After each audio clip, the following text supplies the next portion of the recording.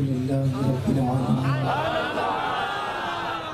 والعاقبة للمتقين والصلاة والسلام على سيد الأنبياء والمرسلين وعلى آله وأصحابه الطيبين الطاهرين أما بعد فأعوذ بالله من الشيطان الرجيم بسم الله الرحمن الرحيم والضحى والليل إذا سجى ما ودعك ربك وما قلى وللآخرة خير لك من الأولى ولسوف يعطيك ربك فترضى صدق الله العظيم غوث اعظم بمنی بے سرو ساما مددی قبلِ دین مددی کعبہ ایمان مددی انتظار کرم تسق من عینی رائے خدا جو خدا بینو خدا دا مددی بگردہ بے بلا افتادہ کشتی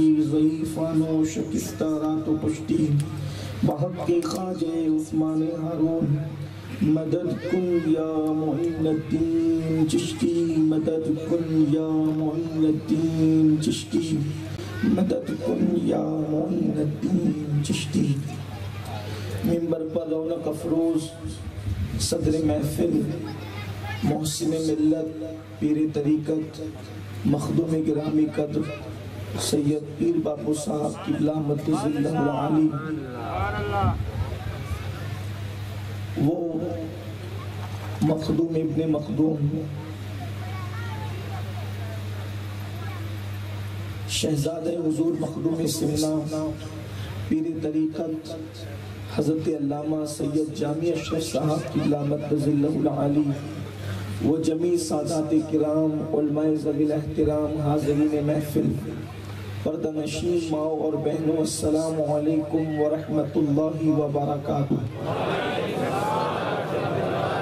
انتہائی احترام و عقیدت کے ساتھ اپنے اور ساری کائنات کے مرکز عقیدت انیس بے کساں چارہ ساز درد مندہ ہم غریبوں کے غم گسار ہم فقیروں کی ثروت شہریار ارم تاجدار حرم نو بہار شفاعت شب اسرا کی دولہا نوشے بزم جنت دانائے سبل مولائے کل ختم الرسل خسرو خوباں سیاح لامکا وجہ کن فکا در اللہ المکنون سر اللہ المخزون عالم ما کانا وما یکون آبو گل انبیاء جانو دل اسفیاء مطلع ہر سعادت مقدع ہر سیادت خلاصہ کائنات فخر موجودات حضور احمد مجتبہ محمد مصطفیٰ ارواحنا فدا صلی اللہ تعالی علیہ وآلہ وصحبہ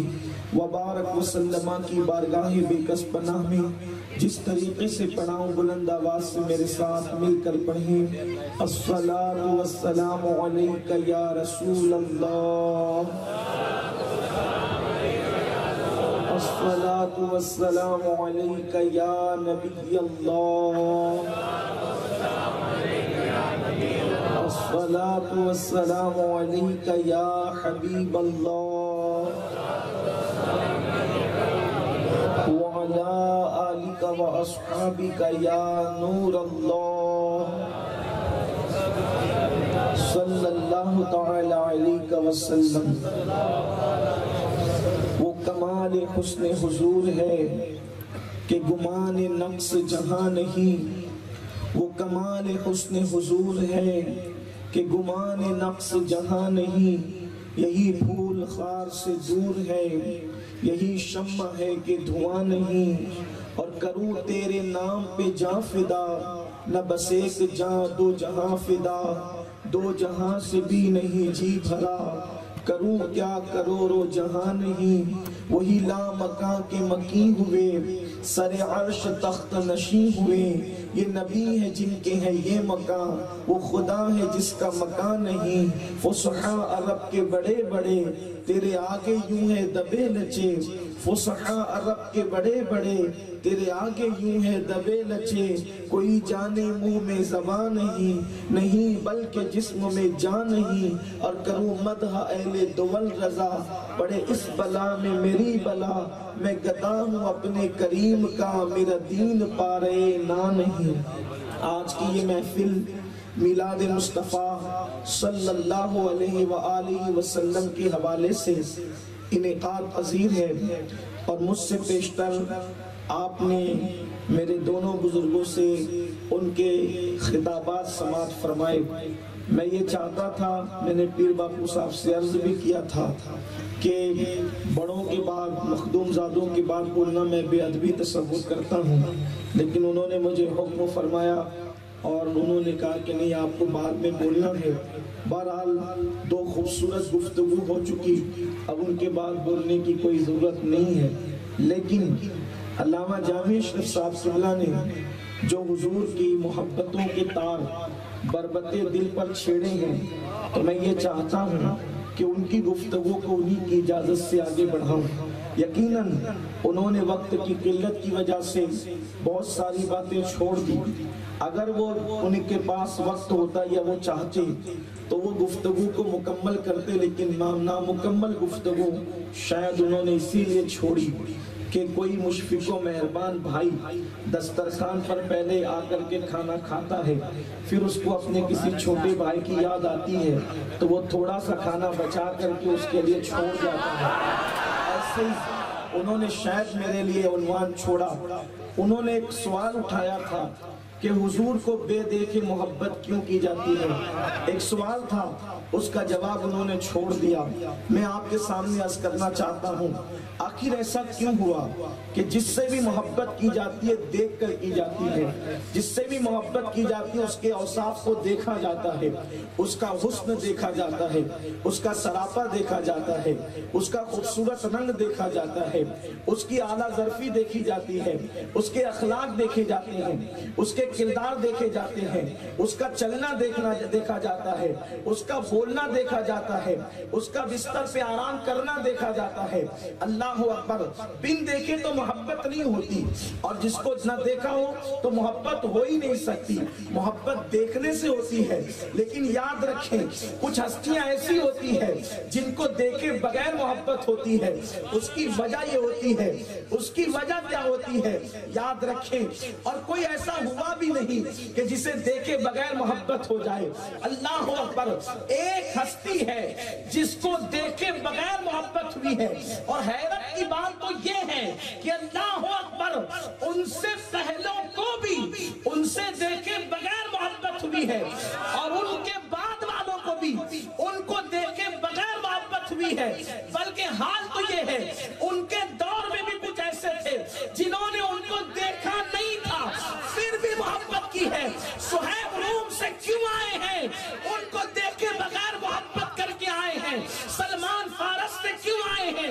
ان کو دیکھے بغیر محبت کرنے آئے ہیں، لیکن آ کر دیکھ تو لیا ہے۔ کچھ ایسے بھی ہیں جنہوں نے زندگی بھر نہیں دیکھا، مگر اس کے باوجود بھی ان سے دیکھنے والوں سے زیادہ پیار کرتے ہیں۔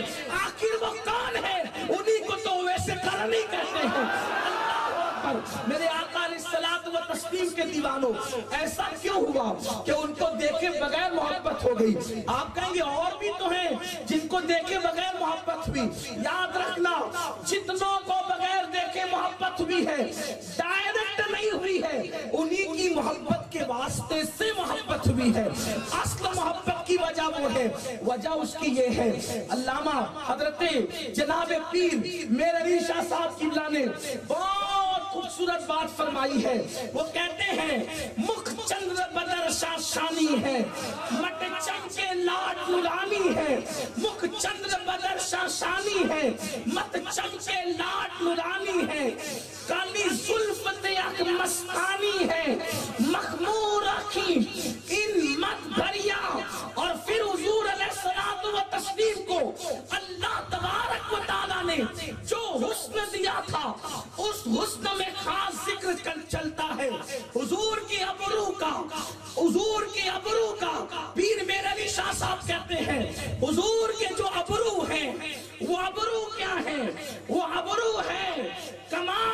طرح وہ ابرو ہے کمان کی طرح، اور حضور کی جو پلکیں ہیں، پلکیں اس کو کہتے ہیں۔ لیکن ہمارے عقیدے میں اور ہمارے مسلک میں جب حضور کے اعضاء کا ذکر کیا جائے تو ہمیں اپنے اعضاء کو بتانا نہیں چاہیے۔ یہ بے ادبی سے ہم قریب سمجھتے ہیں، لیکن ابھی میں حضور کے اعضاء کا ذکر نہیں کر رہا ہوں، اس لیے سمجھانے کے لیے کہہ دیا پلک اس کو کہتے ہیں اور بھویں اس کو کہتے ہیں۔ میں نے کل بھی لوگوں سے کہا تھا حضور کے ابرو کو بتانے کے لیے میں اپنے بے آبرو ابرو کا ذکر کیسے کر سکتا ہوں؟ حضور کے ابرو کا ذکر کرتے ہوئے اپنے بے آبرو ابرو کا ذکر کیسے کر سکتا ہوں؟ اس لیے کہ کہاں میرے بے آبرو ابرو اور ان کے ابرو تو پوری کائنات کی آبرو ہے، ان کے ابرو تو پوری کائنات کی آبرو ہے۔ تو حضور کے جو ابرو ہیں وہ مثل کمان کے ہیں، اور حضور کی جو پلک کے بال ہیں وہ مثل تیر کے ہیں۔ تو گویا کہ اللہ نے محبوب کے حسن کو تیر اور کمان کی شکل میں دیا۔ اب تیر اور کمان کی شکل میں جو دیا تو اس سے فائدہ کیا ہوتا ہے؟ دیکھو شکار کرنے والے دو طرح کے ہوتے ہیں، ایک خنجر مار کے شکار کرتا ہے، ایک تیر چلا کے شکار کرتا ہے۔ دونوں میں فرق یہ ہے خنجر اور تلوار صرف قریب والوں پہ کام کرتے ہیں، اور تیر وہ جو ہے وہ بہت دور تک، جہاں تک نشانے باز کا نشانہ جاتا ہے وہاں تک اثر کرتا ہے۔ اب سوال جامع میاں کر رہے ہیں کہ دور والے بن دیکھے شکار کیسے ہوئے؟ میں نے کہا ان جیسا کوئی نشانے باز تو لاؤ، جب حسن کا نشانہ چلا تو دیکھنے والا ابو بکر بھی شکار ہو گیا، بغیر دیکھنے والا ویسے کبھی بھی شکار ہو گیا۔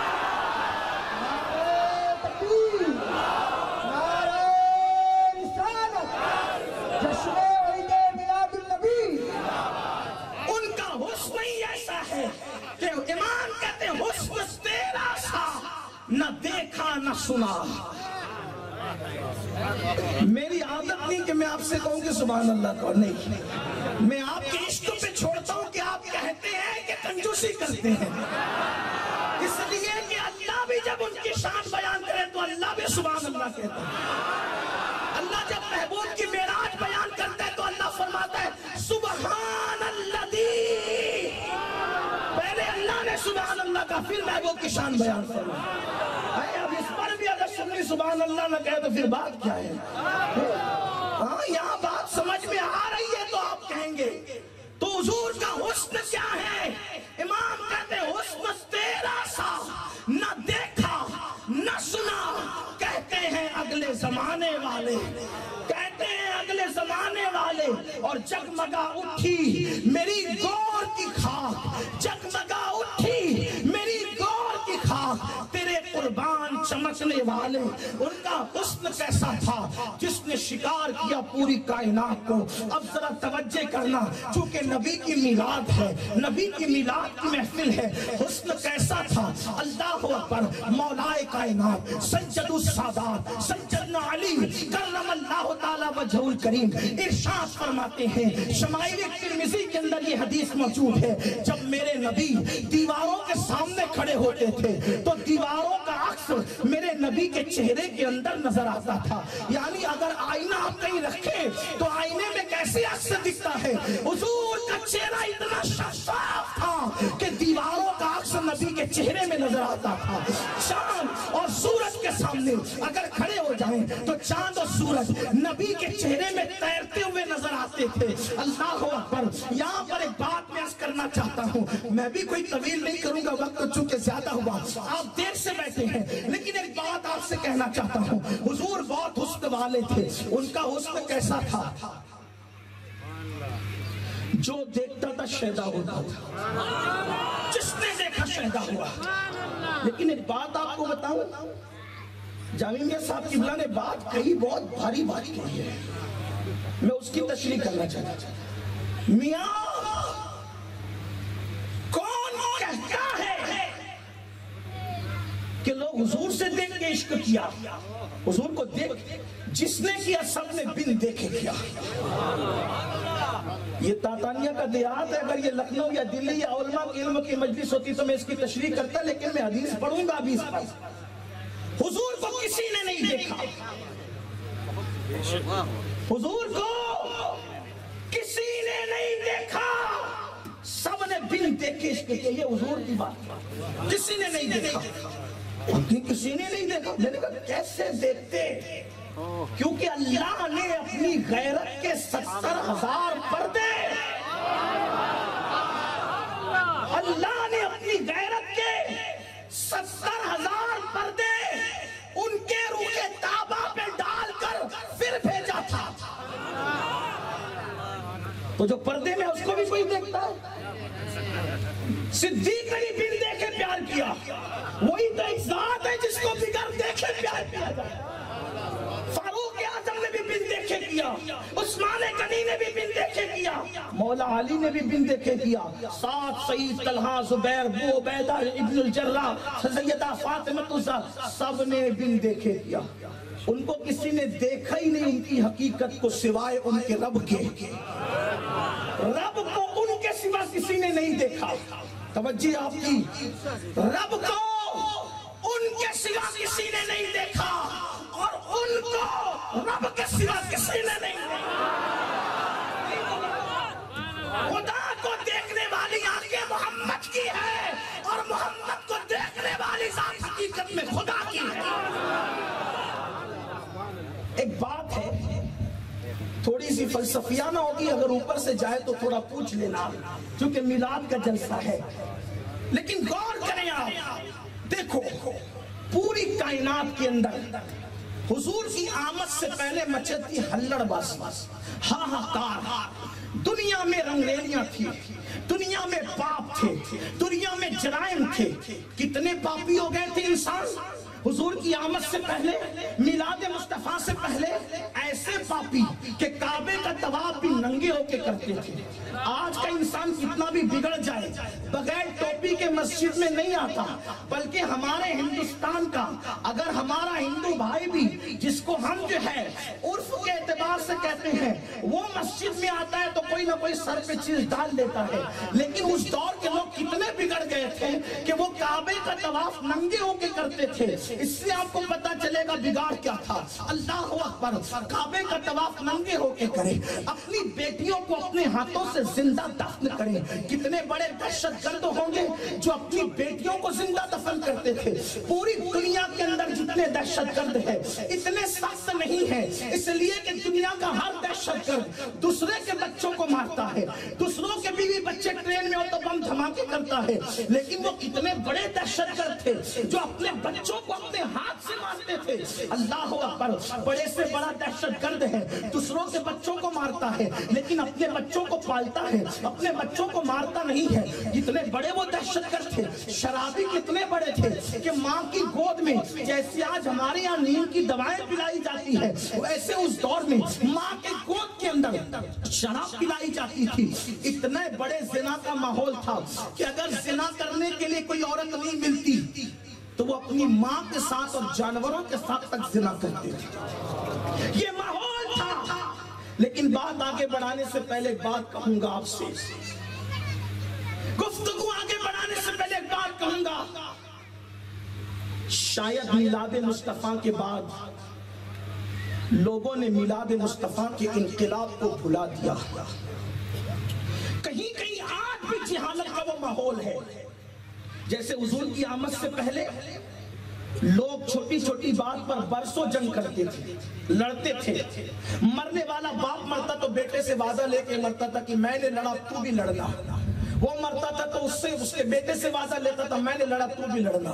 یاد رکھنا، لڑنا مسلمانوں کا کام نہیں ہے ذات کے لیے، مسلمان کبھی نہیں لڑتا اپنی ذات کے لیے۔ مسلمان اگر اس کو کچھ کرنا پڑے تو وہ دین کے لیے کرتا ہے، ذات کے لیے نہیں کرتا۔ ہمارے بزرگوں نے فرمایا ذات کے لیے لڑنا یہ کتوں کا کام ہے، انسان کا کام نہیں ہے۔ آج بھی مسلمان پڑوسی سے لڑ رہا ہے، سسرال والوں سے لڑ رہا ہے، اپنے ماں باپ سے لڑ رہا ہے، پتہ نہیں کس کس سے لڑ، بیوی سے لڑ رہا ہے۔ لڑو مت، اسلام آپس میں لڑنے والوں کا مذہب نہیں۔ آپ کہیں گے کوئی ہمیں گالی دے تو کیا کرنا چاہیے، کوئی ہم سے لڑنے کی بات کرے تو کیا کرنا چاہیے؟ میں کہتا ہوں امام حسن کی طرح کرنا چاہیے۔ آج امام حسن کی شہادت کی شب ہے نا، ایک تاریخی روایت کے مطابق اگر کوئی ہم سے لڑنے آئے، کسی کو پاگل کتا کاٹ لے، کوئی لڑائی جھگڑے پہ آمادہ ہو تو ہمیں امام حسن کی طرح کرنا چاہیے۔ کہا کیسے کرنا چاہیے؟ میں نے کہا دیکھ تاریخ، امام حسن اپنے نانا کا ماما باندھ کر، اپنے والد کی ذوالفقار حیدری لے کر، اپنی کمر کے اندر جعفر طیار کا پٹکا باندھ کر مدینے کی زمین پہ چل رہے ہیں۔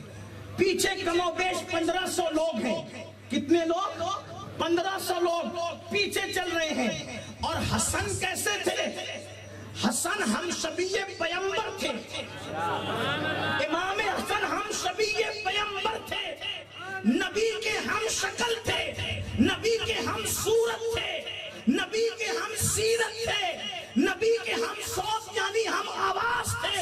اللہ اکبر۔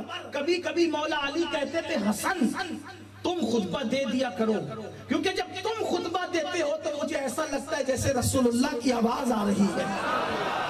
کہتے بابا آپ کے ہوتے مجھے بے خلاف ادب لگتا ہے۔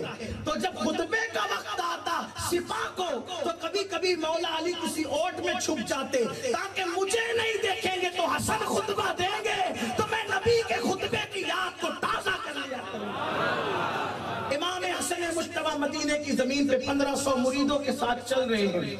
کسی کو پاگل کتا کاٹتا ہے، کوئی کسی کی عادت ہوتی کہ جب تک لڑے نہیں اس کا کھانا ہضم نہیں ہوتا، ایسے کچھ ہے نا زمین پہ۔ ایک ایسے ہی چلا آیا سامنے سے اور امام سے لڑنے کی بات کی۔ یعنی آپ یہ سمجھیں کہ آج کل کی لڑائی نہیں ہے، پہلے بھی ایسے کچھ بدبخت تھے، وہ سامنے آ کے کہتے کون ہے تو، ایسے تو کون ہے تو۔ امام حسن نے کہا اگر ہم سے کوئی پوچھے کون ہے تو، ہم کہے چل ہٹ، ہے نا۔ یہی فرق ہے اللہ والوں میں، نبی والوں میں اور ہم جیسے لوگوں میں۔ ہم اللہ والے بننے کی بات تو کرتے مگر اللہ والے بنے نہیں۔ ہم نبی کی غلامی کی بات کرتے لیکن نبی والے سچے بنے نہیں۔ امام حسن سے پوچھا کون ہے تو، امام نے فرمایا میں علی کا بیٹا حسن ہوں۔ جواب دے دیا اچھے سے۔ کیا فرمایا؟ میں علی کا بیٹا، لیکن اس کو کاٹا ہی تھا پاگل کتے نے، اس کو لڑنا ہی تھا۔ تو اس نے کیا کہا پتہ ہے؟ دھیان سے سنو۔ اس نے کہا اچھا وہی علی جو دنیا میں بڑے فتنے پھیلاتا تھا۔ یہ اس نے گالی دی کس کو؟ مولا کائنات۔ اب آپ کے ابا کو کوئی گالی دے تو آپ کا جی کیا؟ حالانکہ ہوگا باپ شرابی، ہوگا باپ جواری، ہوگا باپ بے نمازی، لیکن گالی دے تو کیا ہوگا؟ آپ کی آستین چڑھے گی نا۔ لیکن واہ رے واہ، حسن مجتبی کے والد کون تھے؟ فاتح خیبر، باب مدینۃ العلم، علی مرتضی، اخی رسول، اخی رسول، اخی رسول، رسول کے بھائی، جگر گوشہ رسول، اور جگر گوشہ رسول کے شوہر بھی اللہ کے رسول علیہ السلام، جن کے لیے یہ فرمائے انت منی وانا منہ، کہ تو مجھ سے ہے میں تجھ سے ہوں۔ جب محبت کسی سے زیادہ ہوتی ہے نا، کہتے تو میں تو، وہ کہتے ہیں نا من تو شدی تو من شدم، یہ جو بات کرتے ہیں نا، حضور نے گویا کہ کہا علی میں تجھ سے ہوں تو مجھ سے ہے، ایسا علی۔ رسول اللہ فرمائے جس کو دیکھنا بھی عبادت، جس کا ذکر بھی عبادت، جن کی اولاد کو رسول اللہ اپنی اولاد قرار دیں، یہ علی مرتضی۔ اور وہ کہنے والا کیا کہہ رہا؟ اچھا وہی علی، معاذ اللہ ثم معاذ اللہ، نقل کفر نہ باشد، اس نے کہا وہ جو فتنے پھیلاتا تھا۔ اب جو پیچھے کے لوگ تھے نا، انہوں نے آستین چڑھائی، اس کو کیفر کردار تک پہنچائے۔ امام مولا حسن نے فرمایا نہیں، یہ بات مجھ سے کر رہا ہے، تم ناراض کیوں ہوتے ہو؟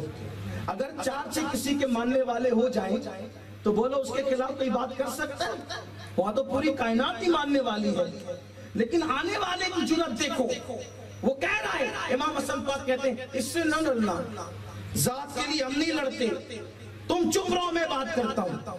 اب امام حسن اس کو کیا کہہ رہے، دیکھو لڑنے والے کو جواب، تاتانیہ والوں اور دور قریب سے آنے والوں میں آپ سے بات کہنا چاہتا ہوں، اگر مسلمان آپس میں لڑنا بند کر دے تو قوم مسلم کی ترقی کو دنیا کی کوئی طاقت روک نہیں سکتی۔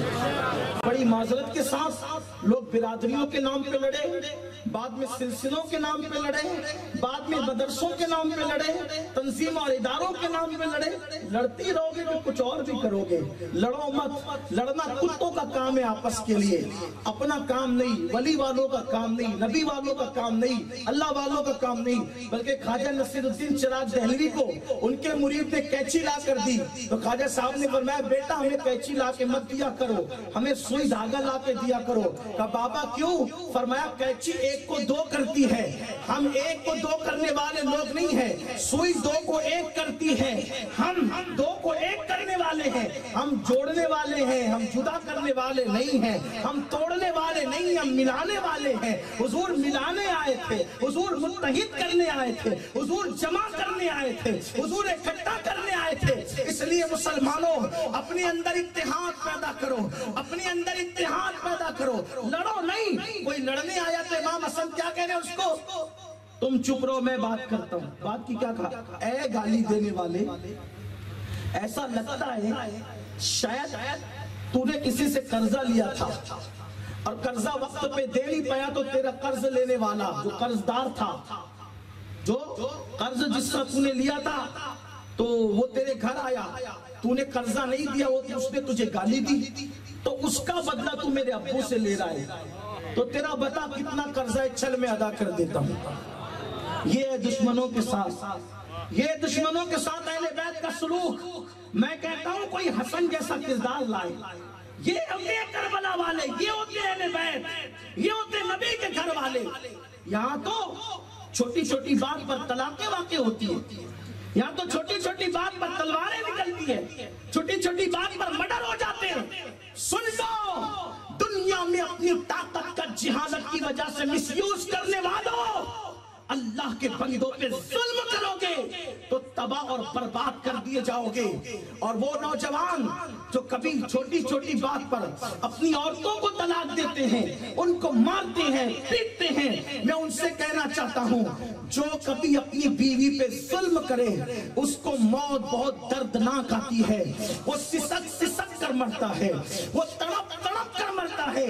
اس لیے بیوی پیار کے لیے ہے، بیوی مارنے کے لیے نہیں ہے، بیوی ظلم کرنے کے لیے نہیں ہے۔ لیکن اگر مائیں اور بہنیں موجود ہیں تو میں ان سے بھی کہنا چاہتا ہوں میری بہنوں، میری ماں، اگر شوہر کبھی غصے میں ہو تو تمہیں بھی نرم ہو جانا چاہیے۔ آج کل قوم کی بیٹیوں کا حال بھی بڑا عجیب ہے کہ شوہر غصے میں ہو۔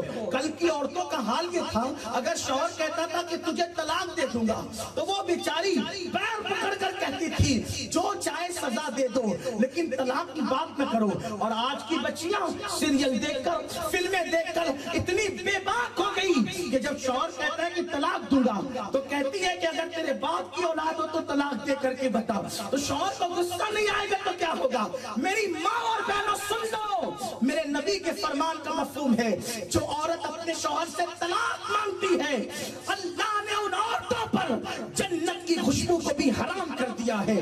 اس لیے شریفوں کی بیٹیاں طلاق نہیں مانگتی بلکہ شریفوں کی بیٹیاں تو بے شوہر کے ساتھ نباہ کرتی ہے، اور اگر شوہر ظلم کرتا ہے اور وہ صبر کرتی ہے، میرے آقا فرماتے ہیں جو بیوی اپنے شوہر کے ظلم پہ صبر کرے اللہ اسے مریم اور آسیہ کے صبر کا ثواب عطا فرماتا ہے۔ کتنی معزز ہے وہ خاتون، کتنی مقدس ہے وہ خاتون جو اپنے شوہر کی ایذا رسانیوں پہ، اس کی مشکلوں پہ صبر کرے۔ لیکن یاد رکھو اگر کبھی بیوی منہ چلانے والی مل جائے، کبھی سخت بولنے والی مل جائے، شوہر کو چاہیے کہ وہ بھی تھوڑا صبر کرے۔ نکلو جہالت کی وادی سے، محمد رسول اللہ کی سنت پر عمل کرنے والے۔ میلاد صرف یہی نہیں کہ جھنڈی اور جھنڈے لگاؤ، جھنڈے ضرور لگاؤ، لیکن پہلے اپنے گھر میں نبی کے نام سے محبت کے پودے تو لگاؤ، اپنے گھروں میں محبتوں کا ماحول قائم کرو، ممکن ہے حضور جھنڈیوں سے جتنا خوش ہوتے ہیں اس سے زیادہ گھر کے محبت کے ماحول سے خوش ہوتے ہیں. ہمارے گھروں میں محبت کا ماحول نہ رہا. اللہ اکبر. اگر بیوی ظلم کرتی ہے صبر کرو, صبر کرو. آقا فرماتے ہیں اللہ صبر ایوب کا ثواب عطا کرتا ہے اس شوہر کو جو اپنی بیوی پر کہ ظلم پہ صبر کرتا ہے. لیکن آج کل کے شوہر کا حال تو یہ, اچھے کپڑے پہن کے بن تھن کے اچھے موبائل لے کر نکلیں گے اور گھر میں فاقہ کشی ہے. اچھی بائک پہ گھوم رہے ہیں, گھر میں فاقہ کشی ہے. نتیجہ کیا ہے؟ عورتوں کو کام پہ جانا پڑتا ہے دوسروں کے یہاں. وہ مرد کو میں مرد کیسے مانوں جو اپنی بیوی کو کمانے کے لیے بھیجے اور خود عیاشی کرے؟ کوڑیاں کھیلتے بیٹھے, کیرم کھیلتے بیٹھے, تاش کے پتے کھیلتے بیٹھے اور بیوی کو کام پہ بھیجے. میں پوری ذمہ داری کے ساتھ عرض کرنا چاہتا ہوں, رسول اللہ کے دور میں اس دور کے بعد تقریباً 5 صدیوں تک کوئی مجھے بتا دے کہ مسلمان کی کوئی آزاد عورت کسی کے گھر میں برتن جھاڑو کرنے کبھی گئی ہے کیا؟ مجھے بتاؤ. جس مذہب نے فتنے کے خوف سے عورت کو مسجد میں آنے سے روک دیا, جس مذہب نے فتنے کے خوف سے عورت کو مسجد میں آنے سے روک دیا, وہ مذہب کسی باپ کی نظر سے دیکھنے والے کے گھر میں برتن جھاڑو کرنے کی اجازت کیسے دے سکتا ہے؟ عورتیں اپنے شوہر کی مدد ضرور کرتی تھی لیکن اپنے گھر میں رہ کے کام کرتی. عورتیں کماتی ضرور تھی اپنے گھر. آج بتائیں جب باہر بچیاں جاتی ہیں کام کے لیے تو لوگ اس کو ایسے دیکھتے ہیں جیسے بلیاں چھچڑے کو دیکھتی ہیں. للچائی بھی نظر سے تمہاری غیرت کہاں جاتی ہے؟ مرد گھر میں بیٹھ کے عورتوں کو کمانے بھیجے اور نتیجہ یہ نکلے کہ ہماری بیٹیاں غربت کی وجہ سے منکرین اسلام کا ہاتھ پکڑ کر ان کے ساتھ بھاگ رہی ہے. شادی شدہ عورتیں دوسروں کے ساتھ جا رہی ہے. مسلمانوں تمہاری غیرت کہاں ہے؟ کیا تمہیں نہیں پتا میرے نبی نے فرمایا جو حلال کمائی کے لیے محنت کرتا ہے اور اس کا سر کا پسینہ پیر تک آتا ہے اس لیے وہ پسینے پسینے ہو جاتا ہے کہ اپنی بیوی کو حلال لقمہ کھلائے, اپنے بچوں کو حلال لقمہ کھلائے. تو جب وہ شام کو گھر لوٹتا ہے تو اس شام سے لوٹتا ہے کہ وہ گناہوں سے ایسے پاک ہو جاتا ہے جیسے ابھی اپنی ماں کے پیٹ سے پیدا ہوا. مردوں کا کام کمانا ہے, عورتوں کا کام گھر میں بچوں کی تربیت کرنا ہے. اور اگر کسی غربت کی وجہ سے کمانا پڑے عورتیں گھر میں رہ کے کمائے گی. اس پرفتن دور میں کہیں عورتوں کو معاذ اللہ کہیں بھیجا جا رہا ہے اور ہم سب پہ نظر رکھتے ہیں اس لیے کہ ہم آپ کے درمیان رہتے ہیں. اس لیے میں آپ سے کہنا چاہتا ہوں اے میری قوم کے جوانوں, محنت کرو, خود کماؤ. بلکہ ایک بات آپ کو کہوں, خود کما کر کے کھانے والا آدمی نہ ہو, کتنا بھی پارسا ہو, وہ خود کمانے والے کے مرتبے تک نہیں پہنچ سکتا. ایک بات آپ کو بتا, حضرت داؤد علیہ السلام حلیہ بدل کر نکلتے تھے کہ میں اپنے بارے میں پوچھوں کہ میں کیسا ہوں.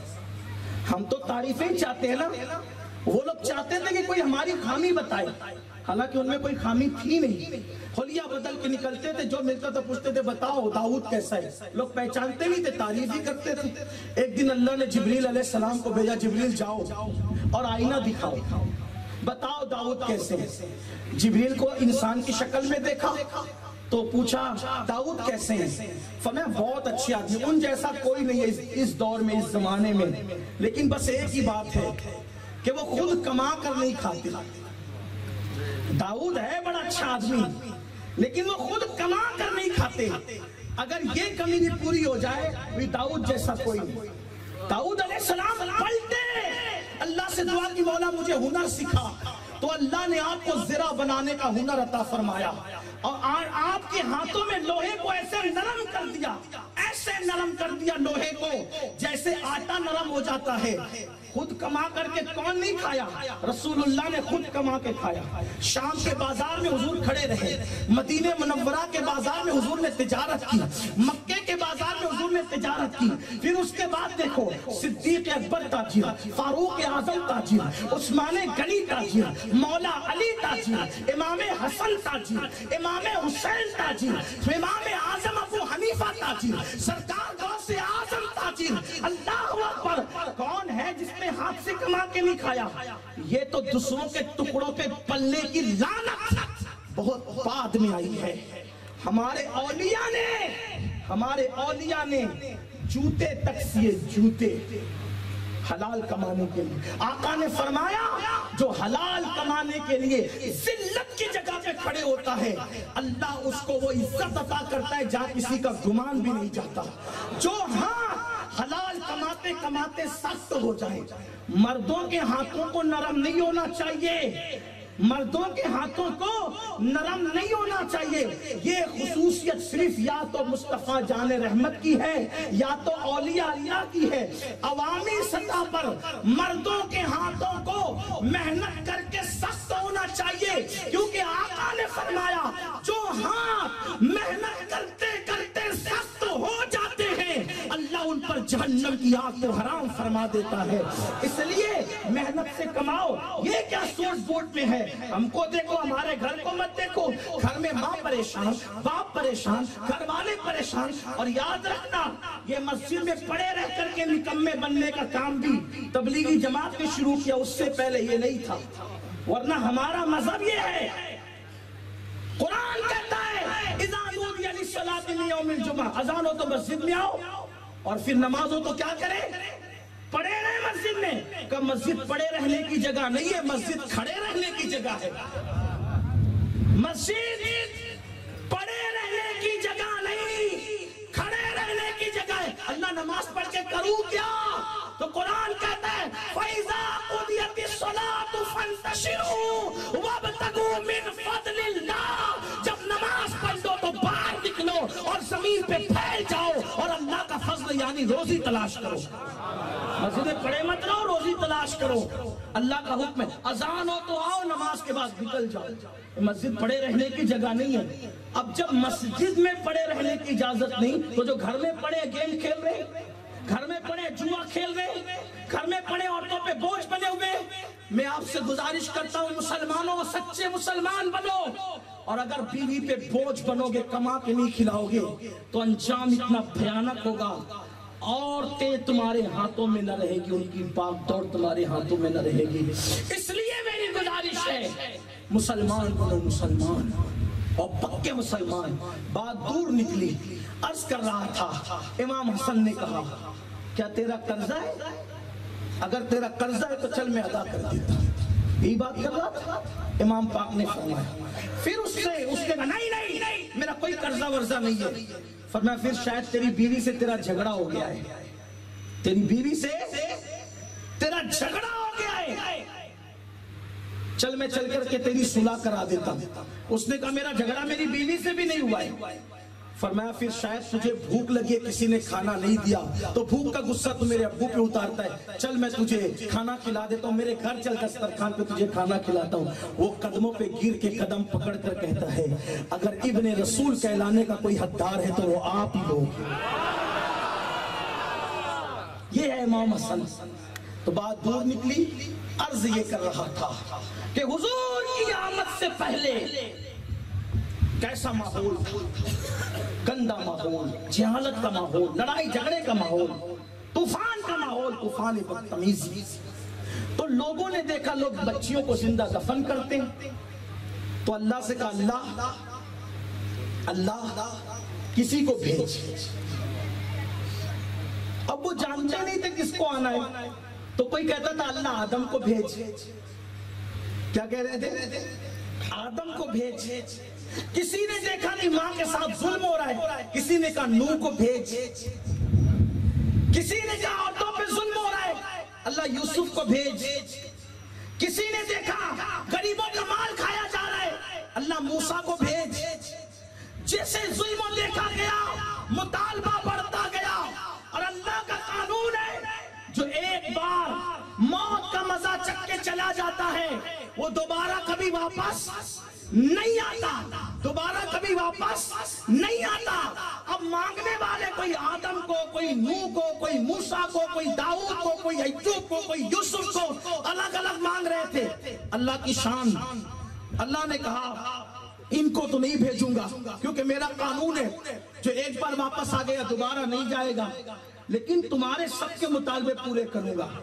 ذات ایک بھیجوں گا، اس میں آدم کی شرافت بھی ہوگی، اس میں نوح کی شجاعت بھی ہوگی، اس میں موسیٰ کا جلال بھی ہوگا، اس میں ایوب کا صبر بھی ہوگا، اس میں داؤد کی آواز بھی ہوگی، اس میں اللہ اکبر سارے انبیاء کو انفرادی طور پر جو کمالات عطا کیے تھے وہ کمالات کا جامع بنا کر اس کو بھیجوں گا، بلکہ کہا گیا اس سے بڑھ کر بھیجوں گا۔ موسیٰ کی قوم کو پیاس لگی، قوم نے پانی مانگا تو انہوں نے عصا کو پتھر پہ مارا تو پانی کے چشمے نکلے، لیکن جب اس کی قوم کو پیاس لگے گی تو اسے نہ پتھر کی ضرورت ہے نہ عصا کی ضرورت ہے، اس کی انگلیوں سے پانی کے چشمے جاری ہو جائیں گے۔ انگلیاں فیض پر ٹوٹے پیاسے جھوم کر ندیاں پنجاب رحمت کی یہ جاری ہوا، انگلیاں پائیں وہ پیاری پیاری جن سے دریائے کرم ہے جاری، جوش پہ آتی ہے جب کم خاری، تشنے سیراب ہوا کرتے ہیں۔ ہاں ہاں موسیٰ کو دریا پار کرنا ہوا تو عصا کو دریا پہ مارا تو عصا کے دو ٹکڑے ہو گئے، ارے دریا کے دو ٹکڑے ہو گئے، دریا تو زمین پہ تھا، عصا دریا پہ مارا تو دریا ٹکڑوں میں بٹ گیا، لیکن وہ آئے گا تو دریا کو ٹکڑے نہیں کرے گا، وہ آئے گا تو چاند کو ٹکڑے کرے گا۔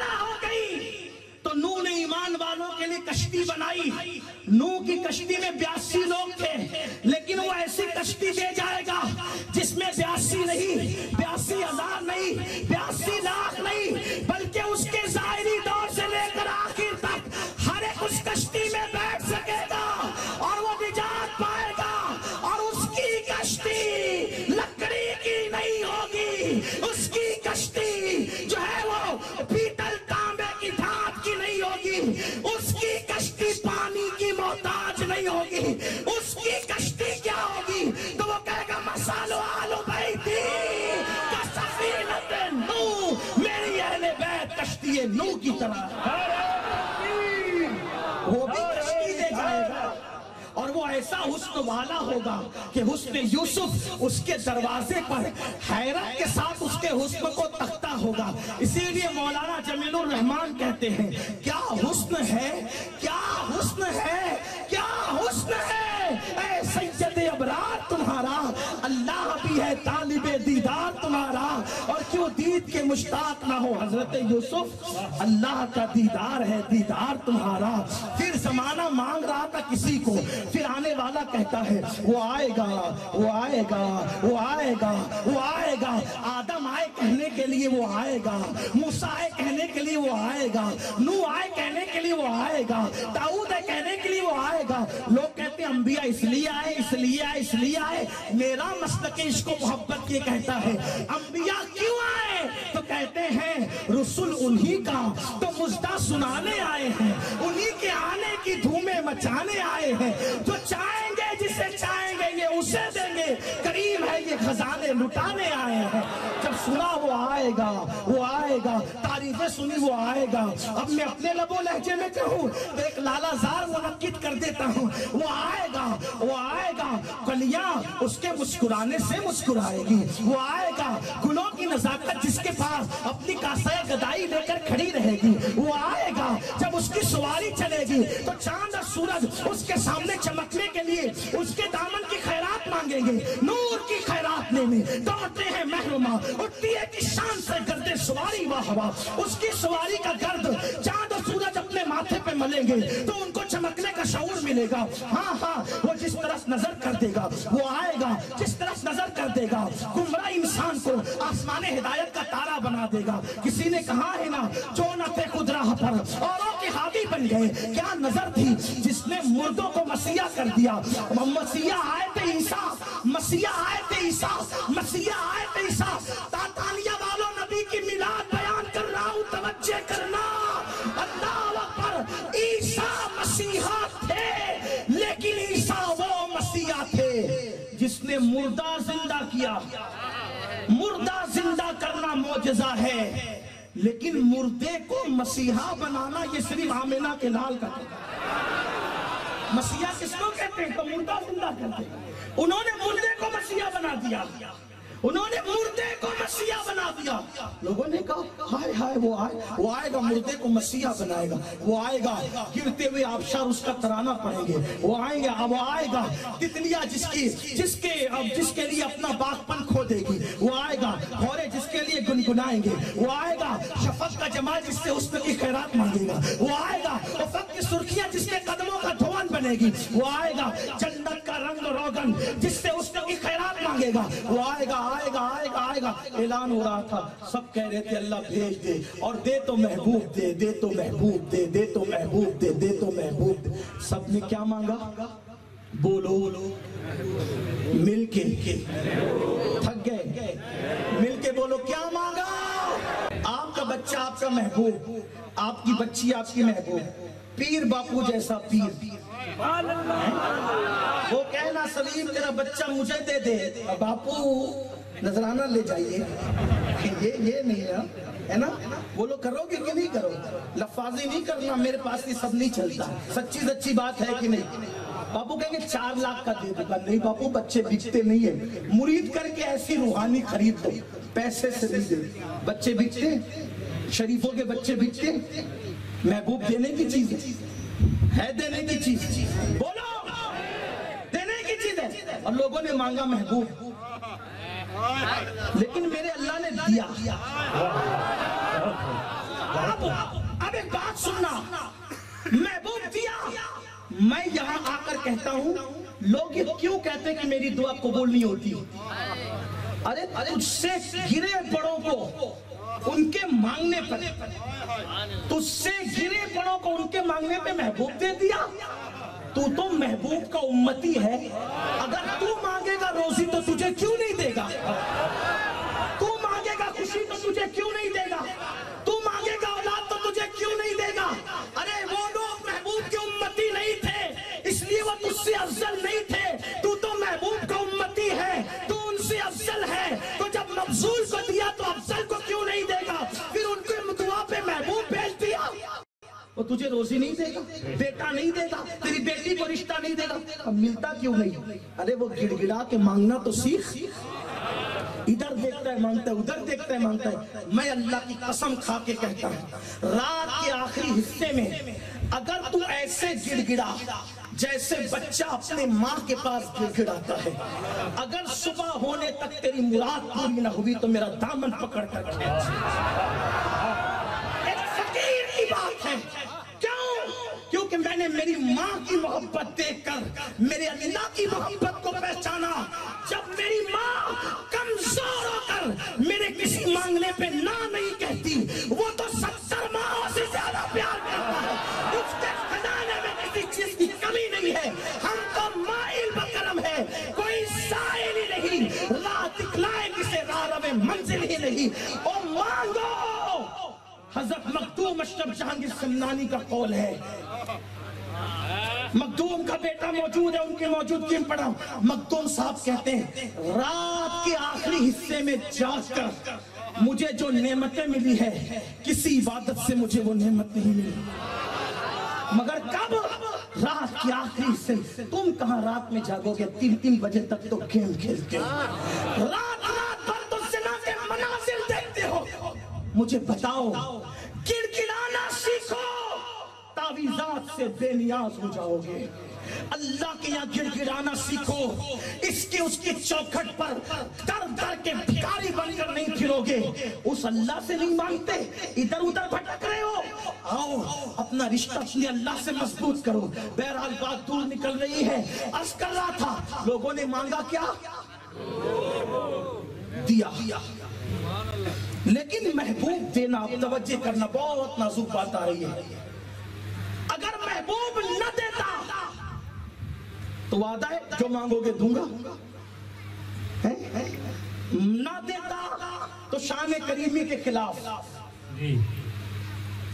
تو نہیں کہہ سکتے، لیکن اتنا کہہ دے کہ شان کریمی کے شایع نہیں. ٹھیک نہ کہہ دے. نہیں دیں گے، ٹھیک، اور اگر دے دے تو غیرت محبت کے خلاف، محبوب اگر دے دے تو غیرت محبت، یہ اللہ کے لیے نہیں کہہ رہا ہوں، صرف سمجھانے کے لیے کہہ رہا ہوں تاکہ بات سمجھ میں آ جائے، بات بڑی نازک ہے۔ اگر نہ دے وعدہ ہے دوں گا، ٹھیک، اور اگر دے دے تو کیا ہے، یہ محبت کی غیرت کے خلاف لگتا ہے کہ محبوب دے دے، لیکن وہ میرا اللہ ہے، ہر ناممکن کو ممکن بنا، قادر ہے، کہا محبوب دوں گا تمہاری مراد پوری ہو جائے، اور مگر ایسے دوں گا کہ کوئی دیکھ بھی نہ سکے، دوں گا بھی اور نظروں کی نظروں سے چھپاؤں گا، دیکھنے نہیں دوں گا کسی کو۔ مولا کیسے؟ تو 70,000 غیرت کے پردے ڈال کے بھیجوں گا تاکہ کوئی دیکھ نہ سکے، صرف میں دیکھوں گا میرے محبوب کو، کوئی نہیں دیکھے گا۔ تو مولا جو دیکھیں گے کب پردے میں دیکھیں گے، حقیقت میں نہیں دیکھیں گے، اسی لیے تو آقا نے فرمایا یا ابی بکر لم یعرفنی حقیقتا غیر ربی، اے ابو بکر میری حقیقت کو میرے رب کے سوا کوئی نہیں پہچانتا، کوئی نہیں جانتا، کوئی نہیں جانتا۔ تو کتنے پردے ڈال کے بھیجے، کتنے پردے، کتنے پردے، کتنے پردے، 70,000۔ اگر کوئی ایک کپڑے کے پردے میں آئے آپ کے اسٹیج پر، پوچھو کون، کوئی کہے گا امین القادری، کوئی کہے گا پیر باپو، کوئی کہے گا جامی میاں، کوئی کہے گا فلاں مولانا، کوئی کہے گا امام صاحب، ایک پردے کا کپڑا ہے تو اتنے مسلک بن گئے، اتنے اختلافات ہو گئے، تو جس پر غیرت کے 70,000 پردے پڑے، لیکن حق پہ کون ہوگا؟ کیونکہ جتنوں نے کہا، توجہ کرنا، آپ کہتے ہیں اتنے مسلک ہے، حق پہ کون؟ تو یہ پردے کے کپڑے میں مولانا آئے تو کسی نے کہا یہ، کسی نے کہا یہ، کسی نے کہا یہ، کسی نے کہا یہ، کسی نے کہا یہ، تو جتنے یہ بولے اس نے کیوں بولا؟ گمان کی بنیاد، کس کی بنیاد پہ؟ کس کی بنیاد پہ؟ علم کی بنیاد پہ نہیں بولا، کس بنیاد پہ بولا؟ گمان کی بنیاد پہ۔ تو گمان کی بنیاد پہ بولا تو فرقے بنے، اور اگر کوئی علم والا بولے ارے چھوڑ نا یار یہ کیوں نہیں کہتا، اللہ جانے کون، یہ کیوں نہیں کہتا، اللہ جانے۔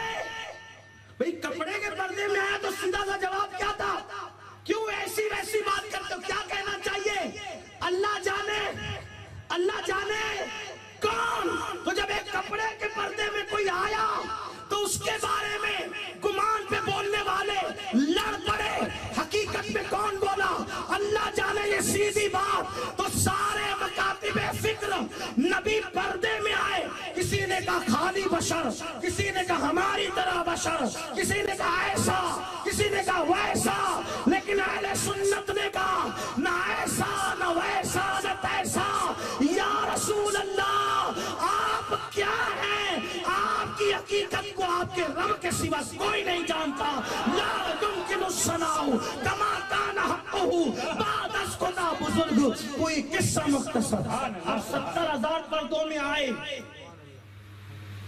تو ان کو حقیقت میں کوئی دیکھ ہی نہیں سکا۔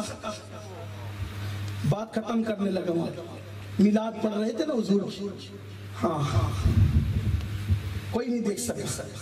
ایک بار ایسا ہوا، توجہ، ایک بار ایسا ہوا، بلبل سدرہ جبریل امین نے کہا اللہ آج میں یہ چاہتا ہوں کہ اپنی اصل صورت دکھانے تیرے نبی کو جاؤ، اپنی اصلی شکل کیا ہے پتہ ہے، ایک پر کھول دے تو پوری دنیا سمٹ آئے جبریل کے پر میں۔ اور کیا کہہ رہے، اصلی شکل دکھانے محبوب کو جانا چاہتا ہوں، مولا جاؤں، ارشاد ہوتا ہے جاؤ۔ ابھی حضور نے ہجرت نہیں کی تھی، حضور مکے میں ہی رہتے تھے، جاؤ۔ ادھر جبریل نکلے، ادھر اللہ نے کہا محبوب وہ اپنی صورت سے پردے سارے اٹھا کے آ رہا ہے، تو ایک اٹھا، وہ سب اٹھا رہا ہے، محبوب جبریل نے سب اٹھا لیا اصل شکل میں، تو ایک اٹھا۔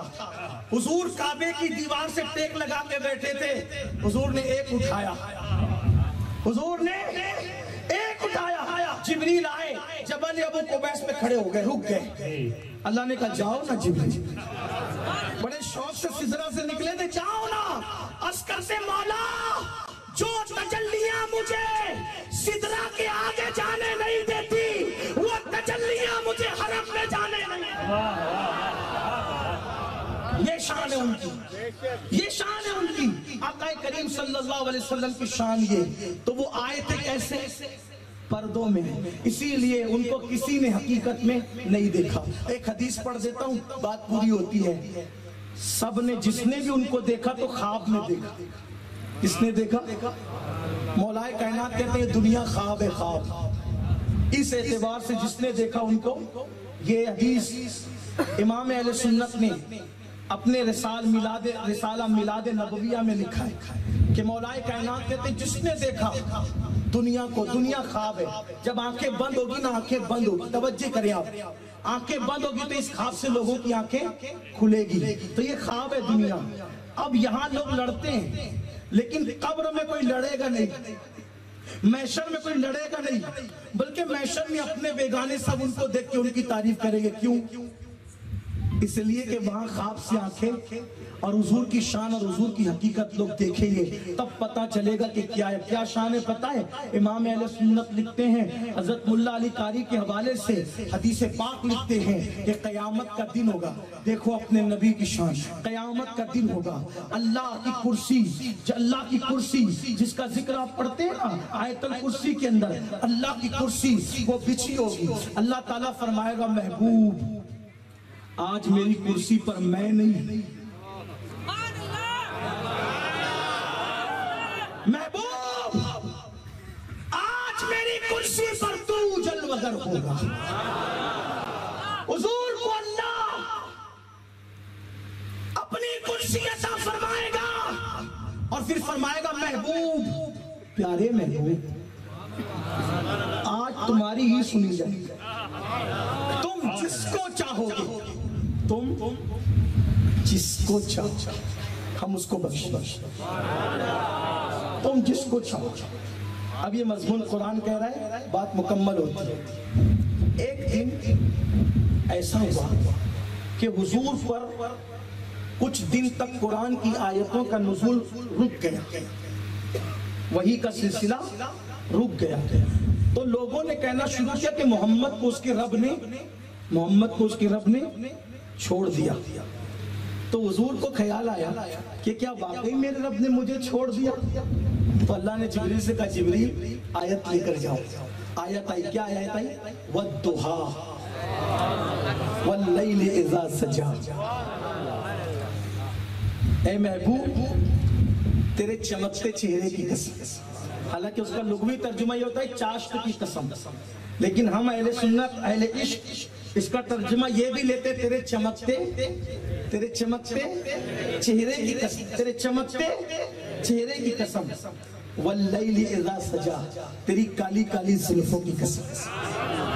मा वद्दअका रब्बुका वमा क़ला, तेरे रब ने तुझे कभी नहीं छोड़ा। अब ये बात यहाँ रखें, समझाने के लिए मिसाल देता हूँ, तवज्जो करना। एक मुहीब है और एक महबूब है, एक मुहीब है एक महबूब है। अब चुगलखोर लोग महबूब को कहते हैं तेरे मुहीब ने, तुझसे प्यार करने वाले ने तुझे छोड़ दिया। ये मैं मिलाने के लिए, सिर्फ समझाने के लिए कह रहा हूँ, तवज्जो करो मेरी तरफ, देखो आयत समझ में आएगी। समझाने के लिए एक मुहीब एक महबूब है। चुगलखोरों ने, दुश्मनों ने महबूब को क्या कहा? तेरे मुहीब ने तो, तेरे प्यार करने वाले ने तो तुझे छोड़ दिया। अब महबूब को बात लगी दिल पर, तो महबूब अपने मुहीब से कहता है, क्या सचमुच आपने मुझे छोड़ दिया? क्या सचमुच आपने मुझे, क्या सचमुच आपने मुझे छोड़ दिया? तब जो सच्चा मुहीब था, ये चुगलखोरों ने जो बात फैलाई थी, गलत प्रोपेगेंडा, तो वो अपने महबूब के पास आके कैसे कहता है? उसके दोनों गाल को पकड़कर, उसके दोनों गाल को पकड़कर अपने हाथों में लेता है और कहता है, ओ मेरी जान, मेरे महबूब, तेरे चेहरे की कसम, तेरी जुल्फों की कसम, मैं तुझे कैसे छोड़ सकता हूँ? ये तरीका होता है ना, بلا تمثیل، بلا ملانے کے لیے، سمجھانے کے لیے. جب یہ پروپیگنڈا کیا نا کافروں نے، آپ کے رب نے چھوڑ دیا، تو حضور نے پوچھا چھوڑ دیا تو نے؟ تو اللہ جبریل سے کہتا ہے جاؤ کہو والضحیٰ واللیل اذا سجا. پیارے تیرے چہرے کی قسم، تیری زلفوں کی قسم، ما ودعک ربک. کیا کہا؟ یہ نہیں کہا کہ میں کیسے چھوڑوں گا تجھے. کیا کہا؟ محبوب تیرے چہرے کی، تیری زلفوں کی قسم، تیرا رب. کیا کہا؟ کیا کہا؟ یہ کتنی اپنائیت ہے. وہ کہہ سکتا تھا نا کہ میں نے نہیں چھوڑا، مگر کیا کہہ رہا ہے؟ تیرا رب. تیرے رب نے تجھے، اس لیے کہ سب کہتے ہیں میرا رب، مگر اللہ کہتا ہے محبوب میں تو تیرا رب. پہلے تیرا ہوں، تیرے صدقے میں میرے سب کی پرورش کرتا ہوں. تیرا رب تجھے کیسے؟ پھر اس کے بعد بات اس میں ختم نہیں کی. کیا کہا؟ وَلَلْآخِرَةُ خَيْرٌ لَكَ مِنَ الْأُولَىٰ. تجھے کیسے چھوڑ دوں گا پیارے؟ تیری ہر پچھلی گھڑی سے آنے والی گھڑی بہتر ہے. وہ اور لوگ ہیں جن کی محبوبیت گھٹتی ہے، آپ کی بڑھتی ہے، بڑھتی ہی جائے گی. تیری ہر آنے والی گھڑی پچھلی گھڑی سے بہتر ہے. تجھے چھوڑا نہیں جائے گا، تجھے تو بڑھایا ہی جائے گا. اب لوگ ہم سے کہتے ہیں نبی کو اتنا بڑھا دیا، اتنا بڑھا دیا، اتنا بڑھا دیا کہ خدا سے ملا دیا. ہم کہتے ہیں جب خدا نے ان کی حد مقرر نہیں کی، جب مولا نے حد نہیں باندھی، تو ملا حد باندھنے والا کون ہوتا ہے؟ ہم تو یہی کہتے ہیں تیرے تو وصف عیب تنائی سے ہے بری. حیران ہوں میرے شاہ میں کیا کیا کہوں تجھے، حیران ہوں میرے شاہ میں کیا کیا کہوں تجھے. کہہ لے گی سب کچھ ان کے سنا خا کی خاموشی، چپ ہو رہا یہ کہہ کے میں کیا کیا کہوں. کیا کیا میں کیا کہو گے؟ سنیوں کہا کہ حد نہیں سے نہیں بڑھیں گے، کہیں گے لیکن رضا نے ختم سخن اس میں کر دیا. خالق کا بندہ خلق کا آقا کہوں تجھے. وَلَلْآخِرَةُ خَيْرٌ لَكَ مِنَ الْأُولَىٰ. اور پھر اس کے بعد بات کیا کی؟ وَلَسَوْفَ يُعْطِيكَ رَبُّكَ فَتَرْضَىٰ. اے محبوب آپ کا رب آپ کو اتنا دے گا آپ راضی ہو جائیں گے. آپ کو چھوڑنا کیا، ہم تو آپ کی رضا چاہتے ہیں. خدا کی رضا چاہتے ہیں تو عالم. خدا چاہتا ہے، خدا چاہتا ہے رضائے محمد. وہاں تو اس کو بخشا جائے گا جس سے آپ چاہیں گے. سنیو اپنے نبی سے اپنے رشتے کو مضبوط کرو. نمازوں کی پابندی کرو، جوؤں کے اڈوں پہ نہ جاؤ، شراب کے اڈوں پہ نہ جاؤ. اپنے ماں باپ کا حق ادا کرو، اپنے بیوی بچوں کا حق ادا کرو. خود کماؤ، دولت مند بنو، کیونکہ غربت کبھی کبھی انسان کو کفر تک پہنچاتی ہے. اس لیے مالدار بنو، مضبوط بنو، محنت کرو اور میلاد کا جشن دھوم دھام سے مناؤ. لیکن ڈی جے نہیں بجانا، جلوس میں نکلنا، ناچتے مت نکلنا. جلوس میں نکلنا سروں پہ پٹیاں باندھ کے نہیں نکلنا. جلوس میں نکلنا دل آزار، کسی کو تکلیف دینے والے نعرے لگاتے مت نکلنا، بلکہ ایسے درود پڑھتے ہوئے نظریں نیچی کر کے نکلنا کہ اپنا بیگانہ سب پکار اٹھے. جب 1450 سال کے بعد جب غلاموں کے چلنے کا یہ انداز ہے تو مدینے والے مصطفیٰ کے چلنے کا انداز ہے. اور اگر تم بھی ناچو گے، کودو گے، ڈی جے بجاؤ گے تو لوگوں کو یہ لگے گا ہم بھی کبھی ناچتے، یہ بھی کبھی ناچتے. میں بات آخری کرنے چلا تھا لیکن ایک جملہ کہتا ہوں آپ کو، ایک بات کہتا ہوں. بایزید بستامی کا دور ہے. کس کا دور ہے؟ بایزید بستامی کا. ان کے دور میں ایک جوان تھا اور اس کا ایک دوست تھا غیر مسلم. اس کا دوست کون تھا؟ اب دوست تو سبھی جانتے ہیں، اچھا برا کون کیا کرتا ہے، توجہ کرنا. بایزید بستامی کا دور ہے، ایک نوجوان ہے، اس کا دوست کون ہے؟ غیر مسلم. اس نے اس غیر مسلم کو کہا کہ یار تم کلمہ پڑھ لو. اس نے کیا کہا؟ کلمہ پڑھ لو. اس نے کہا چھوڑ یار، کون سا کلمہ پڑھو، شراب میں پیتا ہوں تو بھی پیتا ہے، حرام میں کھاتا ہوں تو بھی کھاتا ہے، جھوٹ میں بولتا ہوں تو بھی بولتا، تو کس طرح تو مجھے بلا رہا ہے؟ وہ نوجوان تھا ہوشیار. اس نے کہا سمجھ گیا. اس نے کہا ایک کام کر، 3 دن کا ٹائم نکال میرے ساتھ چل. 3 دن کا ٹائم نکال، ٹائم نکالنے کے بعد بایزید بستامی کی خانقاہ میں گئے، 3 دن تک رہے۔ بایزید نے کچھ کہا نہیں، تیسرا دن ختم ہونے والا تھا، وہ جوان کہتا ہے بابا کلمہ پڑھا کے اسلام میں داخل کر لوں۔ وہ جوان نے کہا میں نے کلمے کی دعوت دی، تو نے کلمہ نہیں پڑھا، منع کیا، انہوں نے دعوت نہیں دی، پھر بھی تو نے کلمہ پڑھا۔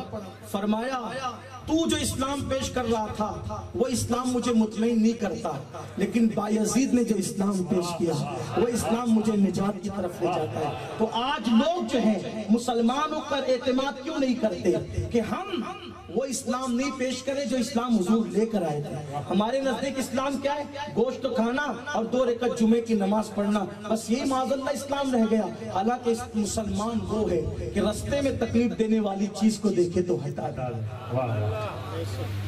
مسلمان وہ ہے اگر کوئی سو رہا ہے تو زور سے سلام نہیں کر سکتا کہ اس کی نیند میں خلل آ جائے، جو لوگوں کی نیند کا تک خیال کرے۔ حضور علیہ السلام کی سنت ہے، حضور علیہ السلام سفر سے واپس آتے تھے اور مدینہ منورہ آدھی رات کو آ جاتا تھا تو اللہ کے رسول فرماتے تھے یہیں رک جاؤ، کوئی گھر نہیں جائے گا۔ آدھی رات ہو گئی، کوئی گھر نہیں جائے گا، رات یہی قیام کرو، صبح کے بعد جائیں گے۔ کیوں؟ اگر آدھی رات کو گھر جاؤ گے تو تمہارے گھر والوں کی نیند خراب ہوگی، ان کی نیند کا خیال کر کے وہ لوگ آدھی رات کے بعد مدینہ منورہ کے باہر رکتے تھے۔ یہ اسلام ہے۔ آج تو شادی ہو تو پورے محلے کے اندر ہنگامہ۔